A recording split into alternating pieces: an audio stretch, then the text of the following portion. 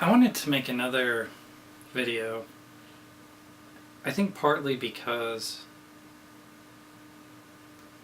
not that my experience is entirely applicable to others that have bipolar, but maybe there's something in my experience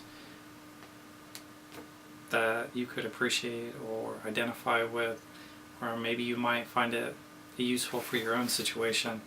I certainly don't want this to come off as a prescription or a suggestion of something for you to do.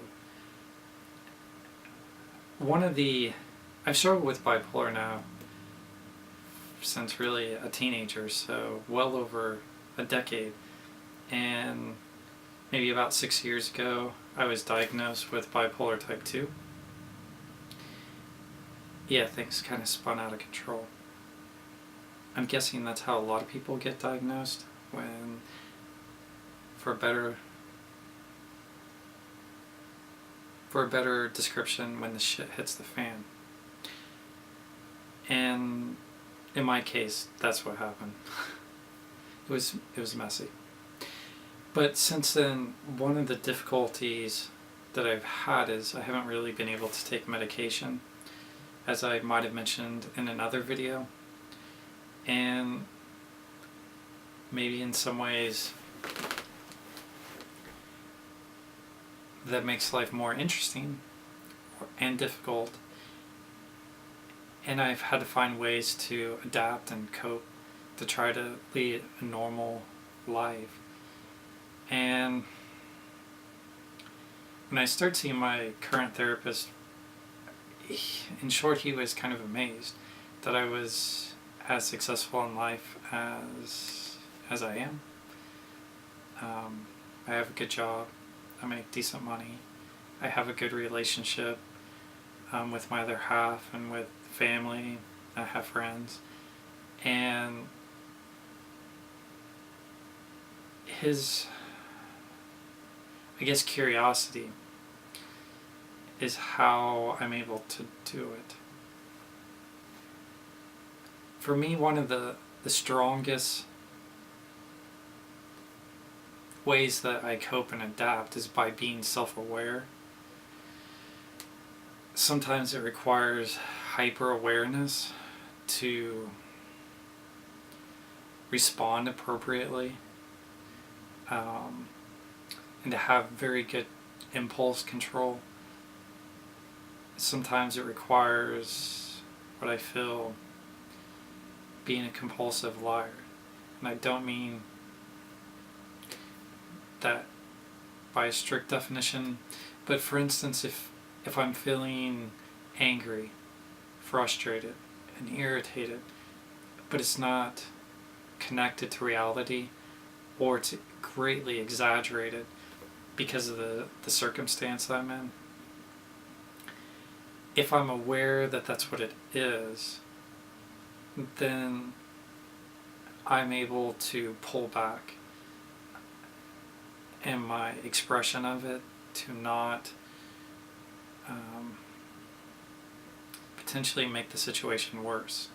For me, I find that if other people get pulled into my emotional struggle, they are unable to resist. Even if they're aware that what I feel is inappropriate, that it's not connected to them, it doesn't have anything to do with anything, it's very difficult for them to respond appropriately. And oftentimes I find that it makes the situation worse.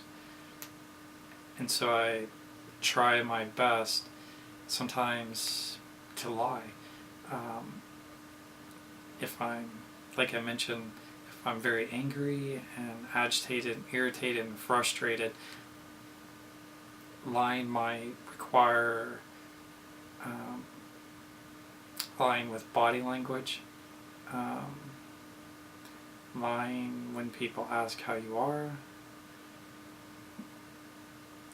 And for me, lying like that requires a lot of effort and self-control,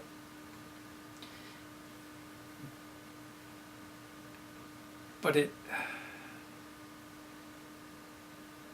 it's very difficult, but it's just, I feel bad about it sometimes, that I can't be myself because it would make the situation worse. I don't know how better to put it.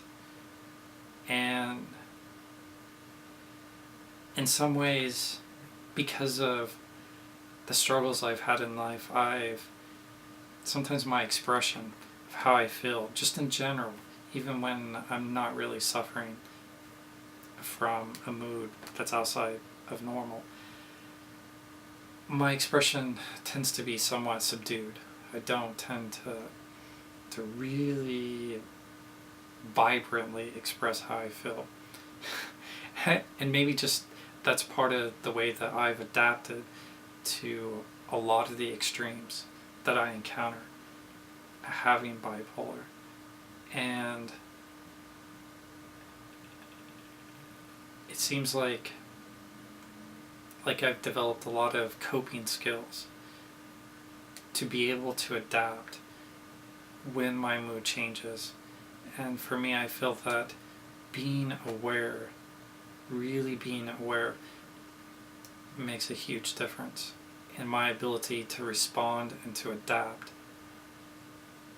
And I'm not suggesting if you have bipolar that you could do what I do. Maybe you can, maybe you can't.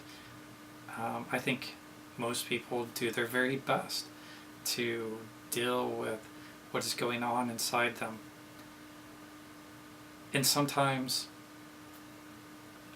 I fail. For me, there's a couple of things I can't hide. Probably the most obvious or overt thing is if I'm manic. And for me, luckily, manic only occurs during rapid cycling, and at most, I think the longest I've experienced is 6 hours. I'm talking like euphoric, just wildly happy, crazy, like you're on drugs. That I cannot hide. Partly because I don't care. You're euphoric, and I'm just blown away by the experience. Just laughing and giggling by just this flood of ideas, racing thoughts, and just generalized euphoria. And unfortunately, I always crave that experience. And so, I would never take drugs, but if I could cause it, I probably would. And the longer time goes on that I don't experience it, the more I want to experience it. I feel drawn to experience it. And I'm trying to recall, I guess, my other way that I try to adapt is maybe resist as much as I can the things I know that will make it worse. So during depression, not to sleep excessively, to exercise, even if that means run. And for me, running when I'm depressed is torturous. Absolutely torturous. I'm not sure of anything harder to do. Or maybe if I'm depressed, that would could mean being social, when that's the farthest thing that I want to do. Or if I'm hypomanic, doing my very best to get sleep, regular sleep. And although I often fail, I resist because I don't want it to get worse. I don't want the situation to become even more difficult. And if I'm experiencing hypomania, I try to reduce stress. If I'm rapid cycling. I try to shed load. I try to reduce the amount of work that I have to do in life, because I know I'm not going to be very efficient or effective at getting things done, because it's such a disruption internally, and I can't plan anything because I never know, even hours away, how I'm going to be. And I can only keep up that front for so long. So for me, being successful in life requires that I adapt. And I'm largely successful, and I know I have my limits. And so far I've been very lucky to not have anything disastrous happen. But I'm going to continue to do my very best with what I have, which is me, my therapist, family, and friends. So I wish you the very best, and I hope there was something meaningful in this.